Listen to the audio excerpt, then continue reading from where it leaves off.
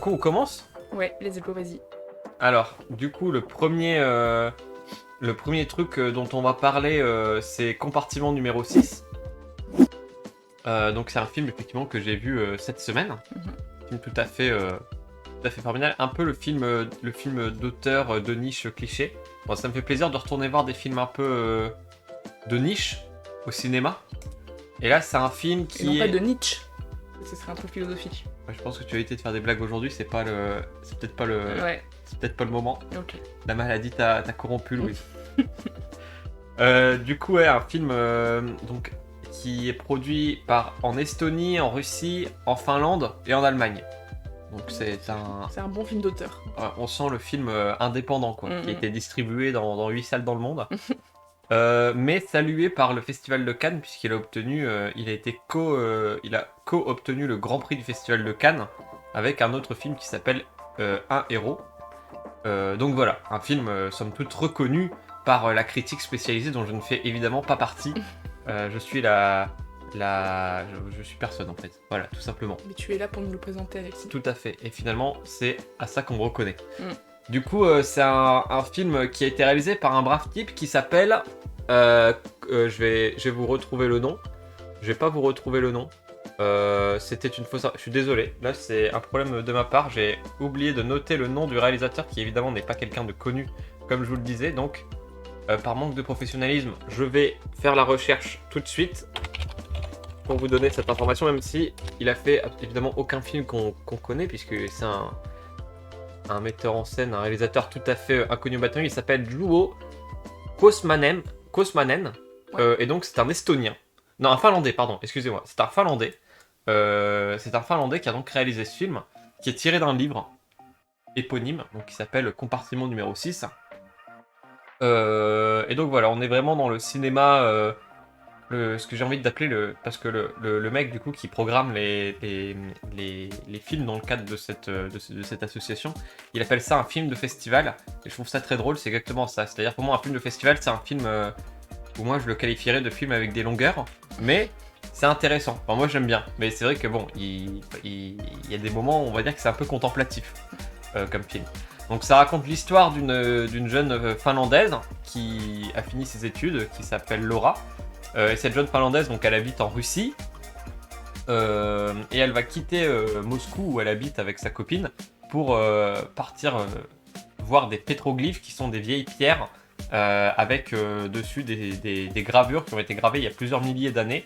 Et donc elle veut aller voir ces pierres pour se reconnecter avec le passé, un peu un truc en mode l'éternel, machin, se reconnecter avec les choses qui durent depuis plusieurs milliers d'années pour lutter contre sa condition d'être humain qui est... d'être forcément éphémère et de mourir un jour. Donc elle va prendre un train et dans ce train elle va être dans un train couchette en fait, hein. C'est-à-dire elle va passer 4 jours dans un train dans lequel elle va être dans un compartiment, donc le compartiment numéro 6, où elle va être avec Laura qui est vraiment ce qu'on pourrait appeler un skinhead. Vraiment c'est c'est Laura et Laura. Laura, ouais. Enfin je crois que c'est ça s'appelle marrant, Laura. Non, Laura. Ça c'est écrit L-J-O-H-A. Alors après pour la prononciation, vous vous démerdez puisqu'on l'a vu en version originale, donc en russe et en finlandais. Donc voilà, ceux qui disent qu'il faut parler anglais pour aller voir de la VO, c'était encore une fois un grand moment, puisque si on voit pas les sous-titres, évidemment, c'était un peu complexe. Mais bon, voilà, c'était sympa. Enfin, ça permet de garder la poésie du film, etc. Donc un chouette film où donc Laura qui est vraiment un skinhead. Un skinhead, et du coup elle se chie un peu dessus, on peut le dire, Laura, et donc elle va essayer de s'enfuir du train, de partir, d'arrêter le voyage. Elle a un peu peur parce que elle a peur de cette personne qui, si vous voulez, correspond vraiment en tout point au cliché de la personne avec qui on n'a pas envie de se retrouver pendant 4 jours dans un train. Donc elle va rencontrer d'autres gens, et puis finalement il y a plusieurs choses. C'est que elle va finir par arriver à Mourmansk, donc, qui est une ville du nord de la Russie. Mourmansk qui est donc aussi une ville dans laquelle il y a au bout de laquelle il y a les pétroglyphes. Mais pour aller voir les pétroglyphes, malheureusement, il va falloir qu'elle traverse un blizzard, c'est l'hiver, il fait très froid, donc elle ne trouve aucun moyen d'aller vers ces pétroglyphes. Et résultat des courses, elle est obligée de demander à on va l'appeler Laura, ce personnage masculin, elle est obligée de lui demander de l'accompagner, de lui trouver un véhicule pour y aller, et donc elle va louer une voiture, louer un bateau pour finalement aller au pétroglyphe. Ce film, il raconte plusieurs choses intéressantes. C'est un film qui se voit, c'est pas un film qui se raconte en fait. Dit comme ça, c'est un film qui va parler très simplement à la première ligne de lecture. C'est que ce qui compte, c'est pas le voyage, c'est la destination. C'est-à-dire qu'en fait, elle va finir par arriver. C'est l'inverse.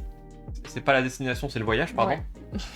Donc elle va finir par arriver à ces pétroglyphes qui sont en fait des cailloux au bord de la mer, quoi. Et en fait, j'ai lu une interview du metteur en scène qui expliquait que pour elle c'était une déception, puisque en fait le point de vue du metteur en scène, c'est qu'on essaye d'aller vers des choses qui sont éternelles, qu'on est fasciné par des choses qui sont éternelles. On parlait de la grotte de Lascaux la dernière fois, et finalement le réalisateur a le même avis. La grotte Chauvet. Il a le même avis que moi sur la question, j'ai l'impression, puisqu'il dit qu'on est fasciné par des choses qui sont éternelles, parce que effectivement c'est des choses qui durent et qu'en tant qu'être humain on a besoin de laisser une trace, mais il nous dit qu'en fait en faisant ça en fait on passe à côté de l'essentiel. Et ce personnage là qui est l'essentiel est éphémère par essence. Le bonheur il est éphémère, les moments qu'on passe avec nos proches sont éphémères. Et en allant chercher ces pétroglyphes, en fait ce personnage va reconnecter avec qui elle est vraiment. Elle va s'entendre avec le Shura, elle va apprendre à lutter contre ses avis préconstruits. C'est-à-dire qu'elle va notamment rencontrer un Finlandais, donc qui est de la même nationalité qu'elle, qui est vraiment le mec à qui on fait confiance pour le coup par excellence, avec sa petite guitare, le petit baroudeur. Et ce gars-là, il trahit sa confiance, pour une raison que je dévoilerai pas, et donc ça va être aussi pour elle l'occasion de se rendre compte qu'il faut pas se fier aux apparences. Comme ça enfonce des grosses portes ouvertes, mais le film est est construit de manière hyper intelligente, et encore une fois c'est un film de festival, donc c'est très contemplatif. Il n'y a pas tant de dialogue que ça, c'est beaucoup de plans des fois qui sont très longs, qui admirent un paysage, ou qui... Enfin voilà. C'est aussi un beau voyage à travers la Russie. Dans le sens où en fait on va avoir même une scène où ils vont aller boire une bouteille de gnôle chez la mère adoptive du personnage masculin, où du coup en fait le train est arrêté en gare pour une nuit, et elle veut rester dormir dans le train. Il lui dit non mais viens, confie-dedans, et puis elle finit par l'accompagner. Elle va donc aller boire de la gnôle au fin fond de la Russie, ce qu'elle n'aurait jamais fait puisqu'à priori c'est plutôt une citadine. Et donc c'est vraiment un film hyper intéressant. Moi là où ça m'a parlé, c'est que j'ai trouvé que ça avait vraiment résonné sur ça faisait vraiment écho sur, ça venait vraiment capter l'essence d'un voyage. C'est-à-dire que c'est encore une fois un film hyper contemplatif avec des plans très très longs, mais qui venait capter quelque chose qui est difficile à décrire, et que je pense qu'un film un peu plus grand public n'aurait pas forcément réussi à remettre le doigt dessus. C'est qu'en fait, je sais pas si vous avez déjà vécu ce truc-là, mais moi j'ai notamment fait une fois un voyage en train qui m'a beaucoup parlé qui m'a beaucoup marqué pour plusieurs raisons. Mais ce voyage en train là, je m'en souviens entre autres parce que j'ai eu l'impression de vivre un truc hors du temps et que personne ne pourrait comprendre à part moi qui était dans le train. Et ce film, il vient capter ça en fait. Je me suis pris des notes là, j'ai noté de manière un peu... Je me suis lancé dans une envolée politique, il était 2h du matin hier. J'ai mis que c'est l'aventure avec un petit A, des péripéties sans importance mais qui donnent lieu à des souvenirs inoubliables, dans le sens où il lui arrive rien d'incroyable. Le film est... Somme toute, le film est plat, il se passe rien de ouf, il se passe rien de... je crois que le climax, c'est juste qu'elle se fait chourer un truc à un moment donné, mais il y a rien de ouf, en fait, qui lui arrive. Et c'est ça le truc, c'est que c'est la petite aventure, c'est juste le fait d'aller voyager. Elle a peur d'aller voyager, finalement elle se lance dans cette aventure à corps perdu, et il va lui arriver que des petits trucs, mais pour elle ça lui semble incroyable, et pour nous spectateurs ça nous semble incroyable, parce que on regarde ce truc là, en fait c'est le fait d'être enfermé dans un train pendant 4 jours, qui rend tout ce qui lui arrive incroyable et mémorable.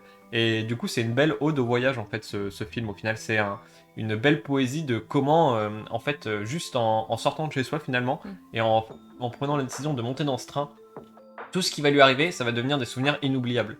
Et même le fait d'aller boire de la gnôle chez une grand-mère au fin fond de la Russie, ça devient une épopée fantastique, ça devient un truc de ouf, et ça devient un passage hyper important du film, et qui va marquer ce personnage sur le long terme. Donc voilà, ça parle de à la fois se concentrer sur le voyage plus que sur la destination, aussi de pas se concentrer sur les choses qui restent, les choses qui sont passées et qui restent, mais plutôt sur les choses qui sont présentes et qui sont éphémères. C'est un film qui parle du fait d'aller au-delà de ce qu'on pourrait penser des gens de prime abord. Le personnage à la fin, il est beaucoup plus à même d'aller contre ses a priori là-dessus. Et voilà, c'est un film qui parle de plein de trucs intéressants. Mais encore une fois, c'est difficile de parler de ce genre de propositions qui sont très, qui restent des films qui se voient au cinéma en fait. C'est pas des films hyper, c'est pas facile d'en parler en fait. Je trouve ça hyper intéressant comme approche sur le fait de la petite aventure, parce que c'est vrai qu'on a souvent tendance à fantasmer le voyage comme étant quelque chose de vraiment formidable, quelque chose qui bouleverse une vie, et en fait, le bouleversement, je pense, il vient du temps qui passe lentement, des petites choses, et pas forcément d'événements incroyables auxquels on va être témoin. Ouais, c'est ça. Les événements Mais souvent, il y a des gens, ils sont déçus, tu vois, parce qu'en fait, on leur vend le voyage, comme tu dis, même souvent dans des films qui parlent d'aventure, où il se passe toujours, mais toutes les choses possibles, inimaginables. En fait, dans la vraie vie, quand tu pars en voyage, il se passe pas tant de choses que ça, en fait. Bah après, le film parle aussi du fait que t'es maître de ton voyage. En fait, le personnage, moi je me suis beaucoup identifié parce que je suis quelqu'un qui n'aime pas partir de chez lui et qu'à chaque fois que moi je pars en voyage, j'ai toujours un petit peu d'appréhension. Ça m'empêche pas de partir, mais j'ai toujours une petite appréhension. Et le personnage, à un moment donné, il veut rentrer chez lui. Laura, elle veut rentrer chez elle en fait. Elle descend en premier arrêt de train, elle dit bah, je veux rentrer chez moi. Et en fait, elle fait le choix de remonter dans le train. Quand elle va boire de l'agnole chez la grand-mère, c'est elle qui fait le choix d'aller boire de l'agnole chez la grand-mère. Et en fait, il lui arrive des petites aventures parce qu'elle fait le choix à chaque fois de sortir du train. Et c'est au moment où elle décide de sortir du train qu'il lui arrive une aventure à chaque fois. C'est-à-dire qu'elle dit je refuse le confort et je vais vers l'aventure parce que je vais là-bas et c'est comme ça qu'il va m'arriver des choses. Et c'est pas des choses incroyables, mais comme tu dis, c'est le temps qui passe lentement et du coup les choses semblent incroyables parce qu'elles sont là en fait, tout simplement. Donc voilà, ouais. C'était un film intéressant que je vous invite à aller voir. Il faut être dans le bon mood. Hein. C'est le genre de film, il faut quand même être réveillé parce que ça reste un film de festival. J'adore vraiment l'expression. Donc il faut quand même être un peu réveillé et au courant de ce qui se passe. Mais globalement, c'est quand même un chouette film. Je suis content de retourner voir des films un peu moins grand public. Même si grand public, ça reste juste, c'est de la distribution indépendante, donc on en parle moins de ces films-là, mais on en parle ici sur Côté Course, c'est aussi pour vous encourager à aller les voir. Attention, il y a des films indépendants, moi je me suis déjà fait chier comme c'est pas possible au cinéma, quoi. Mais là, en l'occurrence, c'est un film il a ses défauts, je trouve qu'il a ses longueurs, mais globalement, c'est quand même un très bon film qui passe pas à côté de son sujet, et je crois que j'ai jamais vu un film qui capte autant l'essence de ce qu'est un voyage. De mémoire, je crois que c'est le film qui a le plus résonné en moi sur la question du voyage. Après, voilà, encore une fois, c'est un film qui prend son temps, et du coup, après, il est pas trop long, 1h40, ça va, j'ai connu pire. Non, ça va, oui. Mais voilà, oui, c'est vrai que c'est. Et puis les 20 dernières minutes sont un peu. Je pense que les 20 dernières minutes auraient pu être résumées en 5 minutes. Voilà, je pense qu'il y a un quart d'heure de trop à la fin, mais ça reste mon avis, et ça c'est aussi dû au fait qu'encore une fois c'est un film qui est très contemplatif. La contemplation, ça a bien 5 minutes. Oui, mais ça fait aussi partie du voyage. Quand t'es en voyage, tu contemples. Ça fait surtout partie de ce genre de cinéma. Aussi, mais je trouve que l'essence du voyage, il est là-dedans aussi. Oh. Dans le temps que tu prends à contempler les choses que tu Oui, n'as pas l'habitude de voir. C'est un ressenti, juste je me suis dit, à des moments, je me suis clairement fait chier, quoi. Mais globalement, le film, j'en garderai à mon souvenir. Mais voilà. Toi, faudrait peut-être que t'ailles le voir, si ça t'intéresse. Bon, tu le verras peut-être plus tard. On verra quand est-ce que je le verrai. Y a pas de pression. Non, y a pas le feu. Non, tout à fait. Bah voilà. Peut-être... passer à la suite.